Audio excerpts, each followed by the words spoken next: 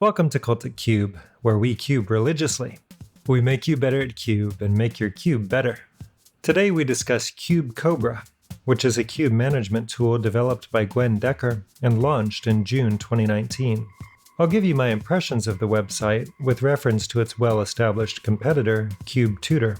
My review is not sponsored, and it is, I hope, unbiased. I will discuss the reasons that one might want to move to the Cube Cobra platform by discussing the health of Cube Tutor, as well as the exciting features that Cobra offers over its competition. We will also look at Cube Cobra's limitations. And finally, I will point out those features that I would love to see included in Cube Cobra in the future.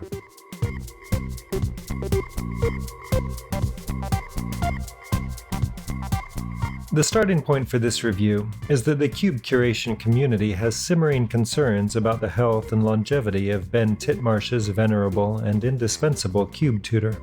Ben has become less and less communicative about progress on CT, and he has indicated that the underlying architecture that supports the website is outmoded. Cube Cobra is one of a small cadre of new tools that have set out to supplement, and perhaps eventually supplant, CT. Cobra is not as fully featured as CT, but Gwen has been developing the platform rapidly, and he recently made the project open source so that others can contribute to its development. This bodes well for the future of the platform. Pros to Cube Cobra include first that it is quite easy to import one's cube from Cube Tutor, making migration a simple task. It's as easy as copying your Cube Tutor cube ID number from your cube's URL.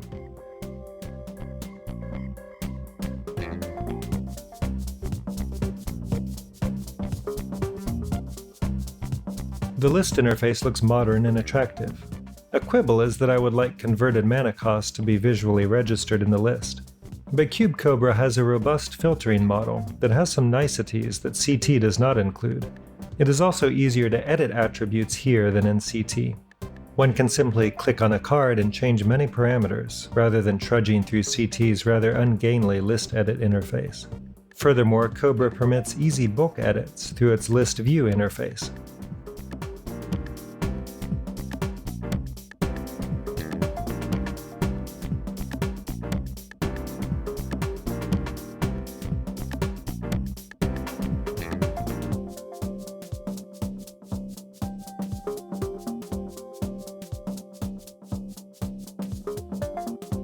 Less desirable characteristics of the list interface include that Cube Cobra does not allow one to upload card scans.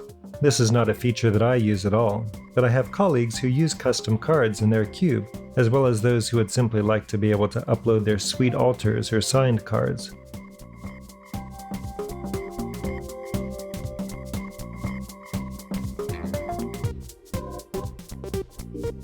While Cobra supports tags, it does not currently have a way of visually denoting tagged cards in the list.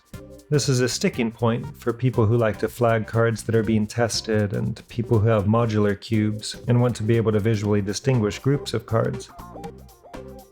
Cobra supports playtesting one's cube by drafting the cube with bots and then building and saving one's deck.